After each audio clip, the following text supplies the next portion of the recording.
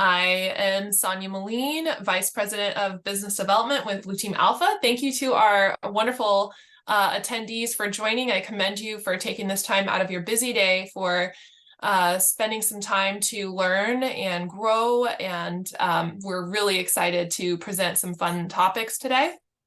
And to my left, we have Alex. Alex, if you want to introduce yourself and then pass the baton. Yeah, Alex Tietze, VP of Marketing here at Blue Team Alpha. Super excited to roll out some of this stuff today and listen to Joe, break all of our brains with this cool ransomware story. So, and then let's just go to Joe. You're next. Hey, thanks. Joe Wright. I'm the Incident Response Commander and Technical Lead here at Blue Team Alpha, and look forward to speaking with everyone today.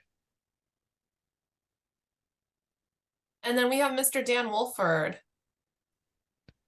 Hi, that's me, Chief Security Officer, Blue Team Alpha. Okay, thanks, Dan. And then we also have Mr. Jonathan Krasner. Yeah, last and least for sure. Not true, not true. I am Jonathan Krasner, Director of Strategic Alliances, which basically means I work on a lot of different things, but mostly cyber within cyber insurance carriers. Very cool. All right, so we are going to go over our agenda right quick, just so you know what we're talking about today. And we will start with introductions, which we knocked that out.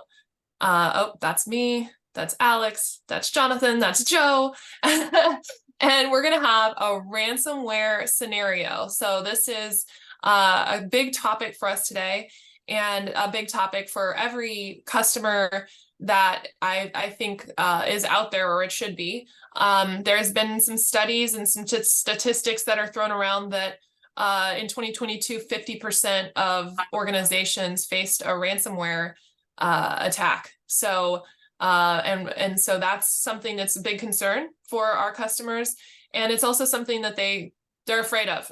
So we want to help them. We want them. They should be, right? Next, we're going to talk about insurance. Ooh, boy, two fun topics: ransomware and insurance.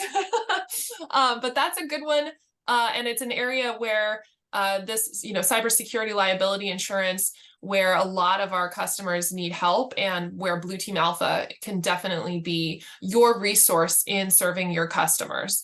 And then last, we will talk about a new product that is now ready for you to sell to your customers, and is going to be right in line with the topic that we're talking about today with ransomware.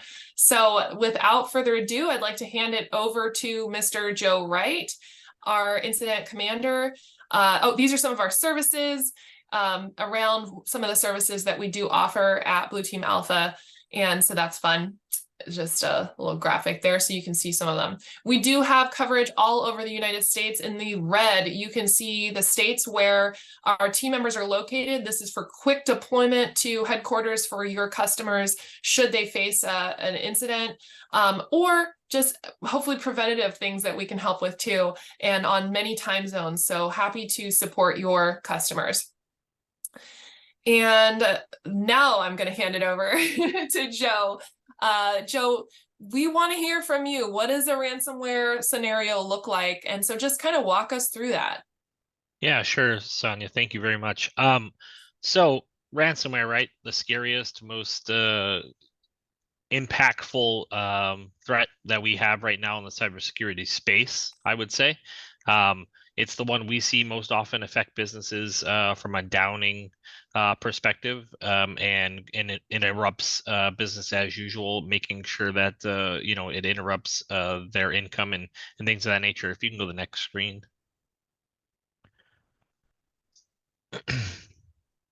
How does it start though, right? How does ransomware start?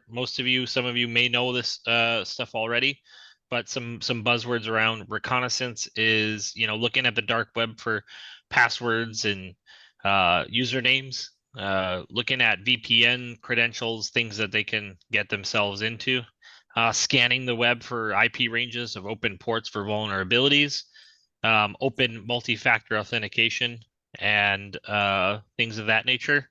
So it starts with reconnaissance. Got to get you know, an idea of what's out there. What can we access? What can we use? What can we leverage? Right, and that's what the threat actors are doing. You won't know that this is happening if you know, if it's happening to one of your customers. Next screen.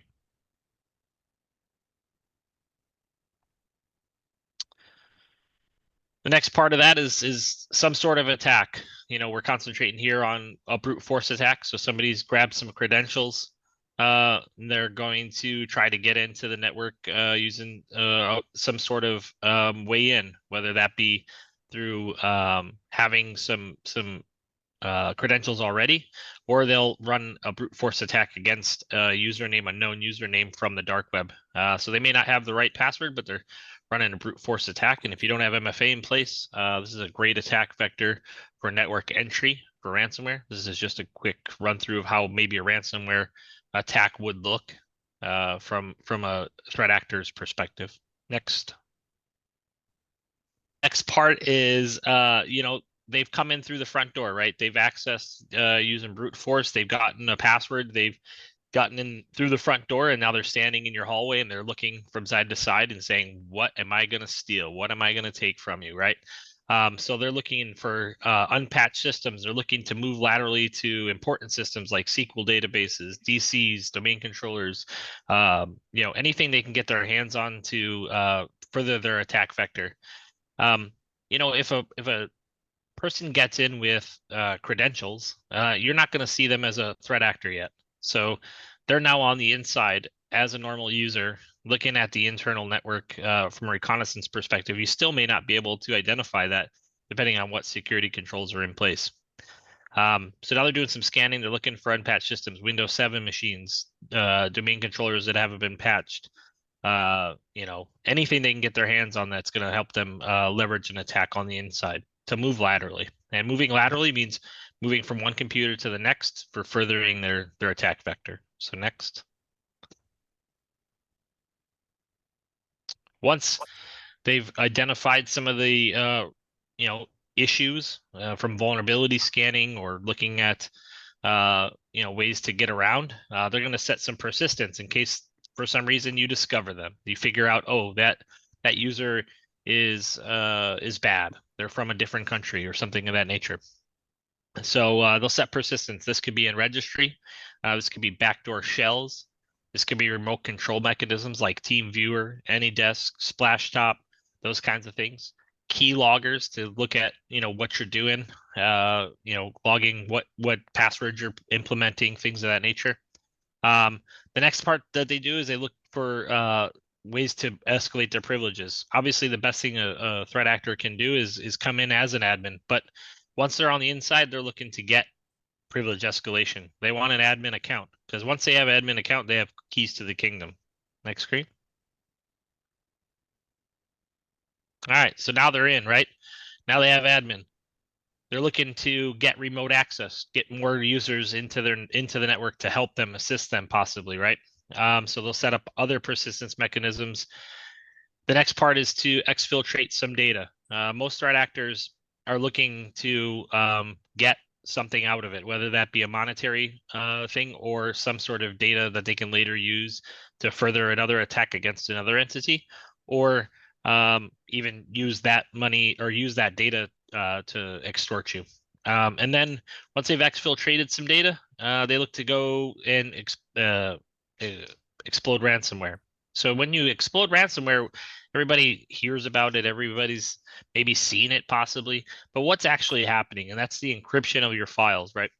Ransomware is going through your files and it's looking for specific files and running through those files and encrypting portions of the data associated with the file itself. And then they ask you for ransom payment via Bitcoin. Typically, you know, they've actually, Dan could probably speak to this, but they've actually transitioned to another cryptocurrency, and I forget the name of it, but it's less trackable and not as well known as Bitcoin. Is that Monero? Yeah, that's what it is. Yep. Yeah, I've also seen Zcash. Say that again. I've also seen some cyber criminals using Zcash for the same Zcash? reason. Yeah, it's Yep. anonymous and not as easy to trace. Yeah, because Bitcoin is starting to become more and more regulated, as we know, and so they're trying to get away from that. They don't want to be tracked. They don't want to be known. And I think a couple of threat actors have actually been caught using Bitcoin recently. Next. So this is kind of where we come in, and we start from the MSP perspective as well as from an incident response perspective. What happens after all of those things happen? And it starts with client awareness. They have to know that it's happening. And the first sign they're going to get from a ransomware perspective is that they can't access anything. They can't log in. Their databases aren't available to them. So we have to look at what that next step is, which is containment. And containment can come in many forms. It can come from an EDR, quarantining certain machines. It can come from pulling the physical plug or the NIC. It could be quarantining the entire network, disabling the firewall. It can come in many forms. Disabling users if we know who the user was. So that's where containment starts.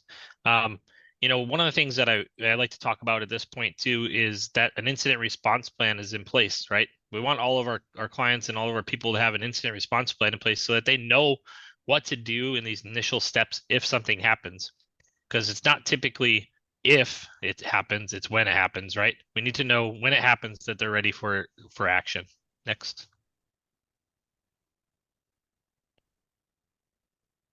So the incident response portion, right? So they've taken initial action. Sometimes they'll look to insurance, they'll look to their MSPs, they'll look to people to who they know, who can help us out, who can help us out here. And Blue Team Alpha is one of those people, incident response firm. What do? We come in, we deploy our EDR, or endpoint detection response, if they don't already have one. Otherwise, we'll get access to theirs and start to do an investigation and initial response to that incident. Once the initial actions are taking place and we get containment, we want to figure out what's going on internally, how it happened, indicators of compromise, looking for forensic analysis, looking at the main devices that may have been affected, such as the DCs, possibly the first indicator of compromised machine. We'll get images of that. And we want to begin our forensic analysis. Now, this is where incident response kind of takes two paths. You have your containment and your eradication, but you also have your forensics going on in a parallel vector. And so while forensics is going on, you're starting to also work toward getting rid of the threat actor and then starting the recovery process. So these are twofold things. These are things that are happening kind of simultaneously. The next screen. Restoration and recovery, we talk about virtual machines. Everybody seems to be moving to the cloud and things of that nature. So we've now moved to a restoration perspective. We know from forensics what's happened. We've eradicated the threat. We've contained the incident itself.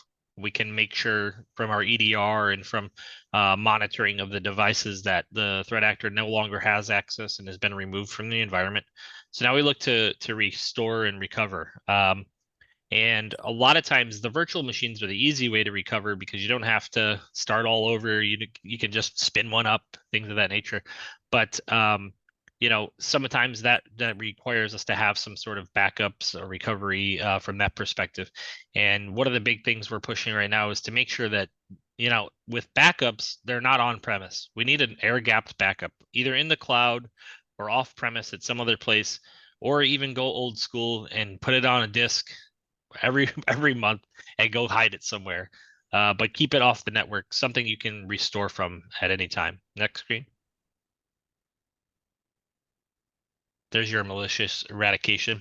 So we're eradicating them from the malicious processes. We're threat hunting using our EDR product, whatever one we're in. We're also doing some threat hunting from command line. We may even get remote access to a machine or on site. Blue Team Alpha, our feather in our cap is that we're on site within 36 hours for a ransomware case. We have a full team of certified professionals to handle all of these things on site.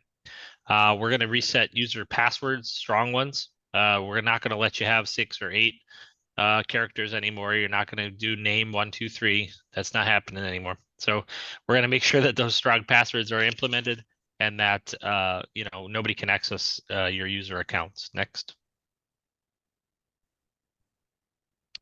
Hardening. So we start to harden, and after we've eradicated the threat, we look at hardening. We want to shore up the vulnerabilities. Want to make sure whatever things were available to the threat actor previously are no longer available. Some of those things that may be used are SAML or SSO to stop or to make sure that the user that's logging in is the user that's supposed to be. Other things are firewall firmware upgrades, VPN, implementing MFA or SSO for those, whitelisting, geo blocking. There's a lot of things that are happening from the hardening perspective to make sure that the people that are because typically in these situations the most vulnerable person or the most vulnerable thing is the person or the user. So we want to do whatever we can to protect those users. Next. One of the things that comes up often in a ransomware case, I'm hearing myself, is data exfiltration and personally identifiable. Go back. Personally identifiable information is huge. When we talk with counsel and insurance companies during these breaches, PII, data privacy, and threat actor negotiations are the hardest and most long portions of these incidents, right? The reason is 3 things. The first one is the lawyers want to know, was there access to information? Okay. But then they also want to know, was data removed from the network? So they kind of separated into 2 things. Was it accessed and was it exfilled? If it was just accessed, which means that they were able to see it, they're not so much worried about it. But if we can identify exfiltration of these types of data, that becomes an issue. And then there becomes reporting requirements, which is where the data privacy lawyers and breach counsel come in. They talk about what the requirements per state, per federal, per country would be in that instance. And then the last part of this data exfil is threat actor negotiations. The FBI will definitely tell every entity that they can get their hands on to not talk to threat actors, do not negotiate with them, do not do any of that. We've kind of adopted a policy here where we're going to want to talk to the threat actors because we want to establish that communication with them in most situations. And the reason for that is oftentimes they'll tip their hat to what data they've exfilled. They'll tell you, hey, we were able to get this information. You sure you don't want to pay us? At least now we know what data they were able to exfiltrate, and we don't have to go and spend days and weeks looking for the data exfil data to figure out what was exfilled. So next. Okay. Awesome. All right. Well, let's hear an overview and update. And just so everybody knows, this isn't a one and done thing. This is an ongoing conversation. So our goal today is to sort of introduce this topic of insurance, sort of plant the seed, get your gears turning so that you're thinking about this on a day-to-day basis with your customers. And then we're going to slowly and carefully, not too slow, because we're all about speed over here at Blue Team Alpha, but we are then going to give you little nuggets of information about insurance and how you can use the insurance marketplace to benefit your customers and to benefit yourself. And so without further ado, I will introduce Mr. Jonathan Krasner, who will lightly touch on this topic. Like I said, just planting the seed, just kind of getting started. So let's hear Jonathan. Thank you. Yeah. At Blue Team Alpha, we are relatively among the cybersecurity firms out there in the sense that we provide proactive services, which is what a lot of MSP partners utilize us for, which are things like pen tests, SOC, CISO. And then we also provide incident response, which is what Joe just talked about. And obviously, we have our main go-to market strategy partnering with MSPs and VARs, but we also work in insurance. So we're able to see both sides of the security world. And from an insurance standpoint, maybe 5 years ago, cyber insurance had penetrated maybe 5 or 10% of the companies out there. Now it's probably up to like 40 or 50. And, industry discussion thinks that, that number will probably go up to 70, 80, 90% within a. And why is that? It's because all this stuff that Joe talked about with ransomware, these attacks are going to continue. They're not stopping. And insurance is cyber insurance to protect against these attacks, which can cost hundreds of thousands, if not millions of dollars, is really going to be a requirement for every company. It's starting to be a requirement for financial institutions, publicly held corporations. There's like new regulations coming out every day. So as an MSP, as a VAR, if you're providing cybersecurity services, you're going to be involved with cyber insurance, whether you like it or not. And there's a couple of different ways you can be involved in cyber insurance. One is what we just talked about, responding to an incident. So how do you set yourself up to best respond to these incidents when insurance is involved? That's a topic we're going to discuss at a later date. But let's suppose your client is applying for cyber insurance. How do you help them get the best rates? How do you help them get the best coverage? And how do you maintain your incumbency in the client when somebody else tries to snatch them up with some type of cyber insurance angle? So we're here to help you with all of that kind of stuff. And as some, we'll be discussing this in more detail in upcoming webinars. But what I'd like to close with today is that if you have any questions about, I'm happy to get on the phone with you or with you and a client and answer any and all questions you may have. That should be value add that you can use and exploit with your clients as you get together with them for QBRs and other types of things. So my contact information, you can get it through anybody here at Blue Team Alpha, and it's just email structure for everyone. So please don't hesitate to reach out to me. I'll be wearing my insurance hat and happy to talk to you. Yeah, no, so for our partners, Jonathan's a huge asset here for us internally. He educates us on a daily basis with all the conversations he's having with the insurance carriers. Yeah, absolutely. He can talk for a very long time. You'll get to know him. He's a beautiful man in that way. But he will always go to bat for you and your clients when it comes to insurance. He knows how to work that market better than anyone I've come across. So yeah, definitely feel free to reach out to Jonathan, reach out to your channel account manager. We could set up a call that way, but definitely pick his brain, because I promise you, your customers have a lot of questions around this topic.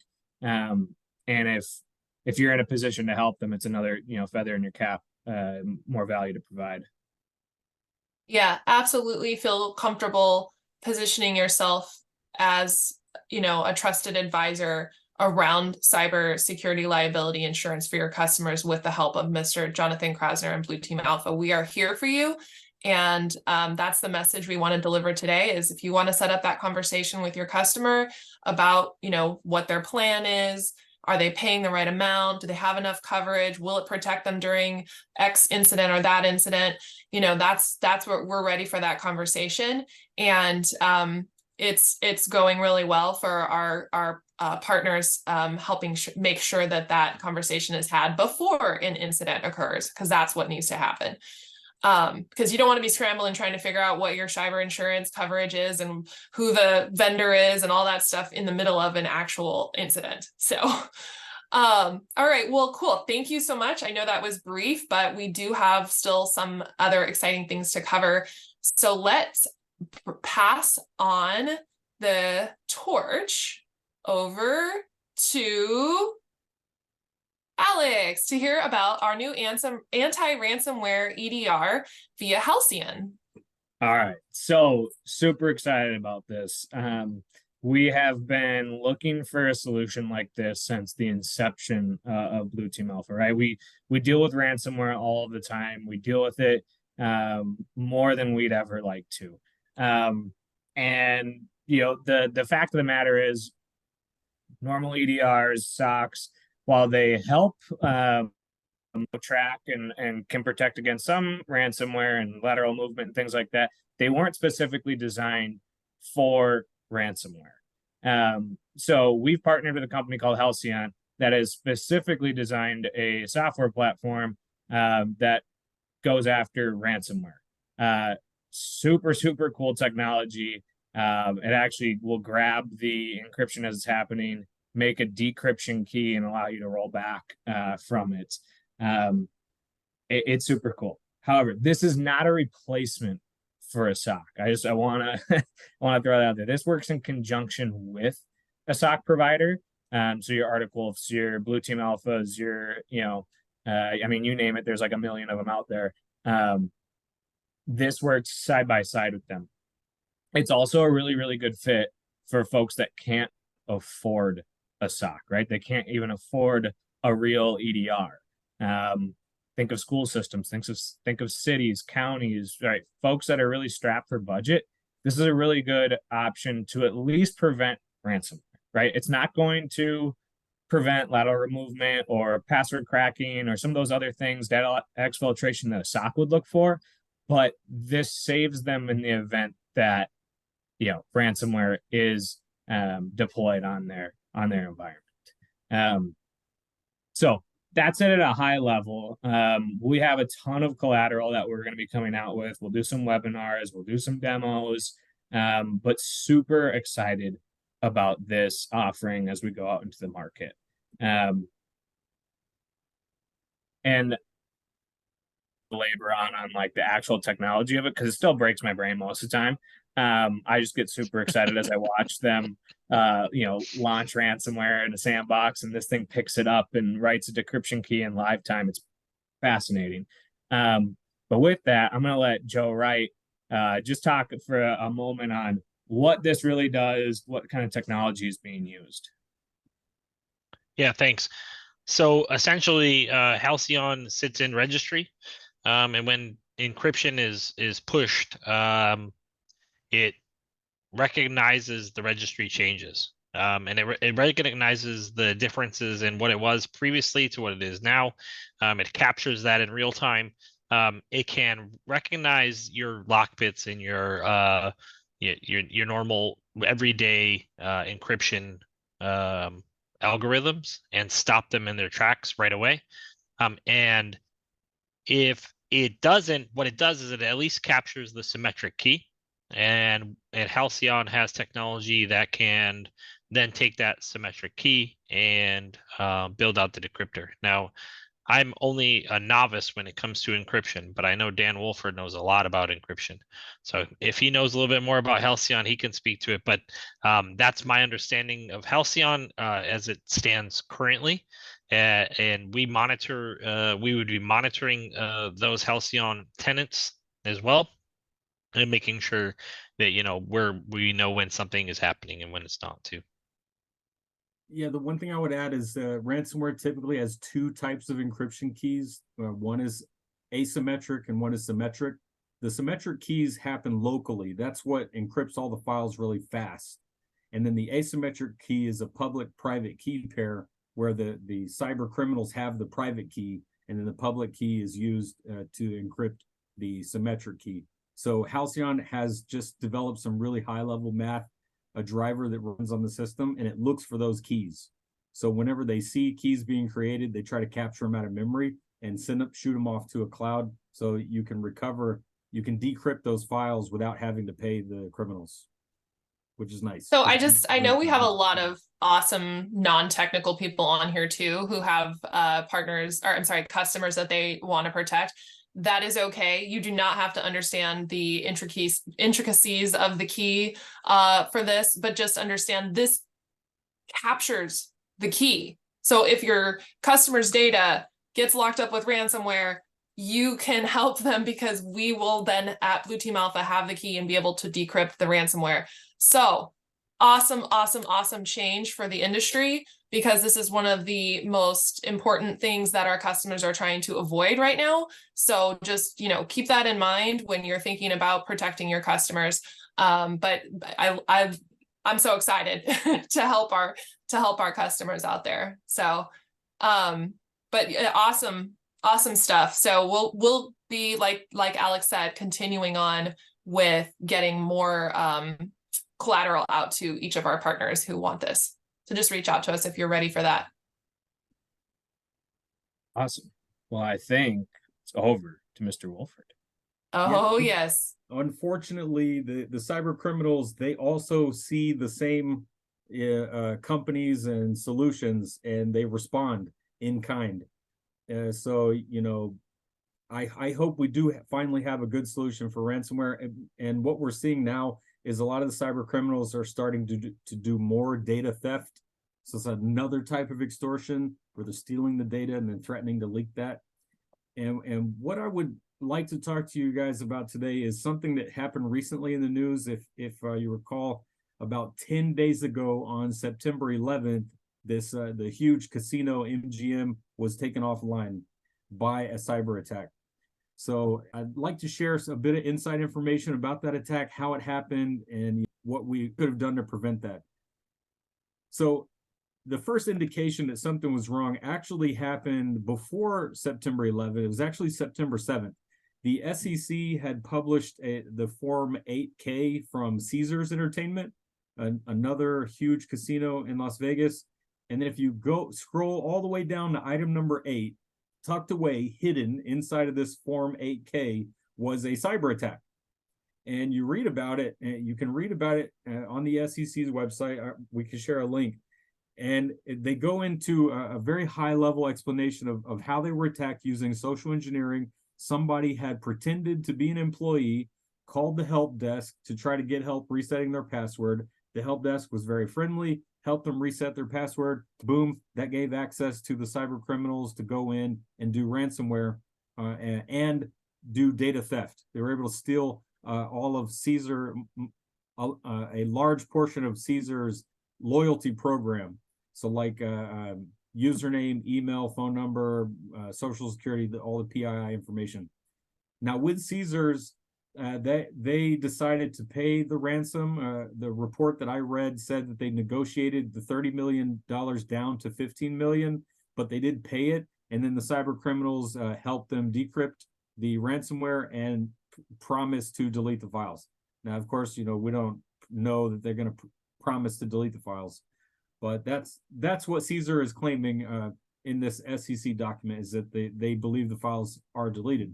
And then they recommend doing all the typical credit monitoring, and they were also working with the FBI. So now, a couple days later, MGM goes offline. I found out about it the day it happened because every year there's a huge cybersecurity conference in Las Vegas that happens the first week of August. I was there this year, and we were learning about all these new type of attacks. And so I have friends, I go every year to this conference, Black Hat DEF CON. I have friends that live in Las Vegas. And so on September 11th, I got a message from a friend of mine who works there and said, "Oh no, something's happening. It must be a terrorist attack." And I said, "What is it?" And then she says, "Look at the date. It's September 11th. And all of the casino and hotel is offline. No one can get in and out of their room because the keys weren't working. No one got paid. So the employees weren't getting paid. And all of the slot machines, all the games were offline." And that was costing MGM approximately $8 million a day while they were deciding on what to do. So since September 11th, there has been some really good detailed reports that have come out. And I read all of them, so you don't have to. I'm just going to share with you the highlights about this MGM attack, what happened, and how it could have been prevented. So in both cases, this Caesars and MGM, they were both attacked by the same group. They're called Scattered Spider, and they have some other names, but that's the one that is sticking when you go and search for these reports.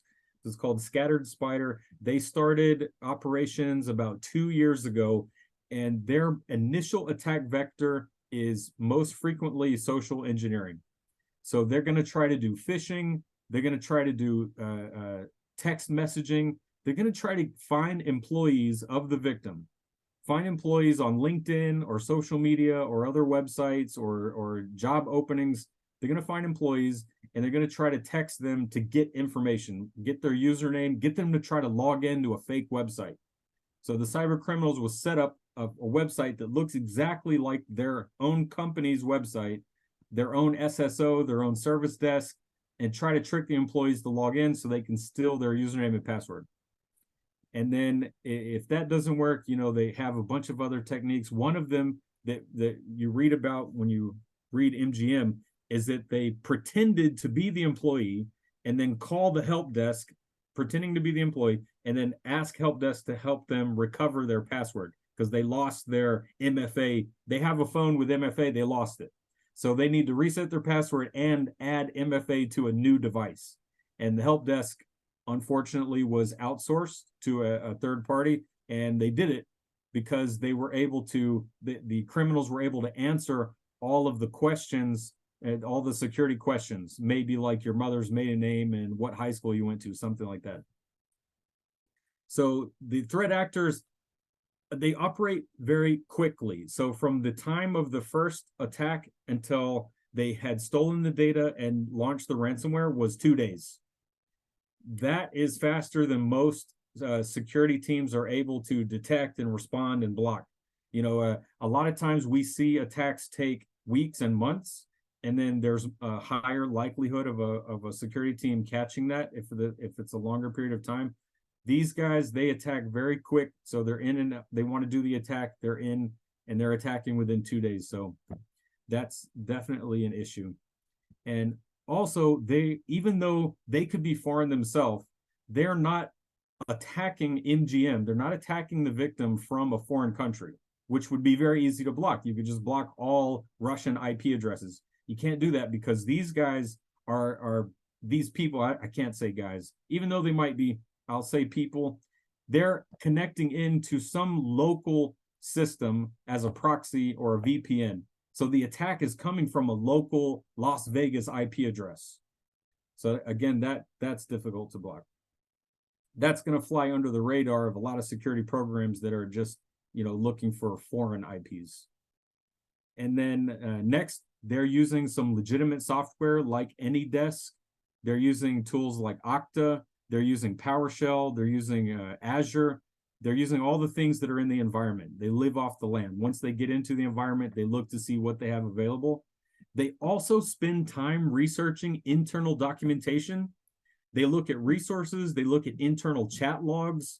They're trying to find as much information as they can about the environment and how they can escalate privilege. Like imagine if an employee has credentials in a password manager on their desktop and it's saved locally and they're able to get access to it, and now they have access, you know, to other credentials throughout the network.